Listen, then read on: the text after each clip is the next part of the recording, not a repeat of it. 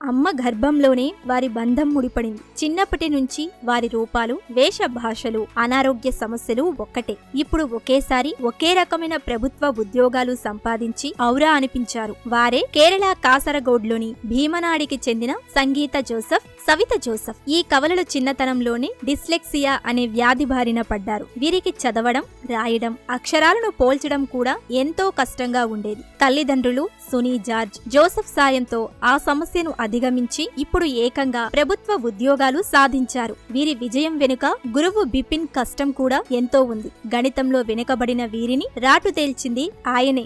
Dyslexia కారణంగా సంగీత, సవిత చదువులో వెనుకబడ్డారు. కానీ ఎప్పుడూ నిరుత్సాహపడలేదు. పట్టుదలతో చదివారు. 3 ఏళ్ల పాటు కోచింగ్ సెంటర్లో అవిశ్రాంతంగా కష్టపడ్డారు. ఆ సమయంలో 100కు పైగా మాక్ టెస్టులు రాశారు. చివరకు తాము అనుకున్నది సాధించారు. ఇటీవలే కోర్టులో ఉద్యోగాలు సంపాదించారు. సవితకు హోస్దుర్గ్ సబ్ కోర్టులో, సంగీతకు మున్సిపల్ కోర్టులో పోస్టింగ్ లభించింది. బుధవారం ఇద్దరూ డ్యూటీలో చేరారు. ఈ కవలల విజయంతో కుటుంబ సభ్యులు ఆనందంలో మునిగి తేలుతున్నారు. ఉద్యోగాల రూపంలో తమకు తిరుగులేని బహుమతులు ఇచ్చారని వారి తల్లిదండ్రులు గర్వంగా చెబుతున్నారు. ఈ ప్రయాణంలో నిలిచిన వారందరికీ సంగీత, సవిత మనస్ఫూర్తిగా ధన్యవాదాలు తెలియజేశారు.